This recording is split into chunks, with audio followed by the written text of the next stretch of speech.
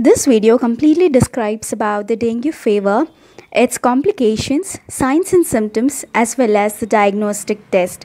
So dengue fever is a virus that causes flu-like symptoms, when it is transmitted by certain infected mosquitoes. So this dengue fever mainly it is transmitted by the infected mosquitoes, and the incubation period of these virus is around 5 to 10 days. Incubation period is nothing but the time period between exposure to any infection and appearance of your first symptom. So that time period we say it as an incubation period. And this dengue fever will occur in the tropical regions more. So what are these tropical regions is that they are the regions on the earth that lie roughly in the middle of the globe. So these regions we say it as a tropical regions. So in these tropical regions you can see approximately 100 millions of cases annually. And increased travel to the endemic areas. Endemic areas is the particular geographical region where the disease is more prevalent, that you can see more prevalent there. So the dengue fever mainly occurs when there is increased travel to these kind of areas, and where there is overpopulation or inadequate public health system. These all things will lead to the risk of the spread of the virus. So the dengue fever is considered the most important mosquito borne virus affecting the humans. So next we move on to what are the causes of this dengue fever. Dengue fever is mainly caused by one of the 4 species of virus, or you can say 4 types of virus, that is Den V1, Den V2, Den V3 and Den V4 of the genus Flavivirus. So they belong to the genus Flavivirus. Mainly transmitted by Aedes aegypti and Aedes albopictus. So these 2 mosquitoes mainly transmit the dengue fever. And infection with one of any type of these dengue virus will provide a long-term immunity against the particular strain. So if you are affected by Den V1, then you will get immunity, lifelong immunity against that virus, but you cannot be protected by Den V2, Den V3 or Den V4. So this is how the Aedes aegypti mosquito look like. So dengue hemorrhagic fever, that we call it as DHF, is the more severe form of this dengue fever, in which the fever will raise up to 41 degrees Celsius and can cause seizures at the same time. This complications mainly occurs when a patient is infected with one dengue virus stereotype, becomes infected with a second type of dengue virus. So when there is 2 simultaneous attacks, so this dengue hemorrhagic fever is mostly seen as a complication. Thrombocytopenia and hemoconcentration occurs, causing to the leakage of the intravascular volume from the capillaries. So thrombocytopenia is nothing but the low platelet count, and hematocrit is nothing but the hematocrit level will increase greater than 20%, and this can lead to the shock further. So in order to maintain this, we have to properly monitor the hematocrit value every 24 hours to avoid any kind of complication in the patient. So this can lead to the development of the shock further, so that we call it as dengue shock syndrome, which may be fatal in nature. And there are certain rare complications like liver failure, encephalopathy, myocarditis and brain injury that will result from this shock or intracranial hemorrhage. So what is this encephalopathy? Encephalopathy is nothing but a broadly used term to describe any kind of brain diseases that will alter your brain function or any kind of structure. Next, moving on to the signs and symptoms seen in the dengue fever.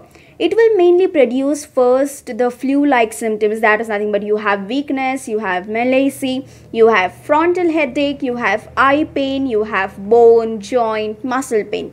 This, and also it is followed by certain acute high fever, that you may have 39 to 41 degrees Celsius of fever, and mainly this fever will be followed by chills, erythematous, molting of the skin and facial flushing. All these things are a specific indicator of the dengue, and there is fever which will generally last for around 5 to 7 days. So in this sentence we came across a word erythematous. That is nothing but redness of your skin, either in a limited area or all over the body. Okay, and you also find nausea, vomiting, change in the taste, abdomen pain, all may occur. There is also a generalized maculopapillary rash that may be like you can see it within 1 to 2 days of the fever, which is accompanied by a secondary morbilliform. So all these you can see in the picture when I will show at the end. So these maculopapillary rash, whatever is there, that will spare the palm of the hands and the soles of the feet. So in these two regions you can find these kind of rashes. These rashes you can find till 1 to 5 days, and they are mainly desquamate. Desquamate is nothing but they are the layers of the skin that will come out in the form of the scales or the flakes. So you can see the particular layer of the skin will start to come out as the scales there. We also find myalgia of the lower back, arms, legs, all these things you can see, along with arthralgia of the knees and the shoulder. So what is this myalgia? Myalgia is nothing but the pain in your muscles or a group of muscles. Arthralgia is nothing but the pain in the particular joints. So you can also find hypotension that may result from hypovolemia. Hypovolemia is there is a decreased volume of circulating blood in your body.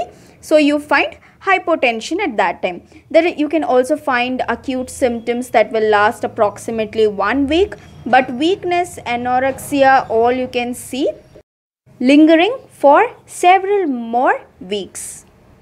Some infections will show fever or no symptoms, especially you can see this in the children. So this dengue hemorrhagic fever mainly will have positive tonic-Witt test, and you can see certain purpura and bleeding from the injected site or mucosa or other sites. In such cases, melena is also seen. Melena is nothing but dark tarry stool you will have, or it will be like with or without blood stained. Okay, and this DSS, that is dengue shock syndrome, will include all the signs of the DHF, that is dengue hemorrhagic fever, in addition to a rapid weak pulse, narrow pulse pressure, hypotension, cold, clammy skin and restlessness. So all this will include in that. This is how the maculopapular rash will look like, and this is the image of morbilliform rash. So this is the picture that will compare the maculopapular, morbilliform and the Pittacci kind of lesions. Last, moving on to the diagnostic test. Here we do blood culturing in order to isolate the specific virus which is affected, and we also do the enzyme linked immunosorbit assay which will detect the immunoglobulins, particularly like IgM or IgG. Okay, more than 6 days after the onset of symptoms, this is done with the DHF, that is dengue hemorrhagic fever. Blood work may show a rise in the hematocrit of around 20%, with an even large increase after the treatment with the fluids. Okay, so this is been seen here, and thrombocytopenia may also be present in the patient. Next, chest radiography, which will help us to identify if there is any pleural effusion condition. So this was all about the topic dengue fever.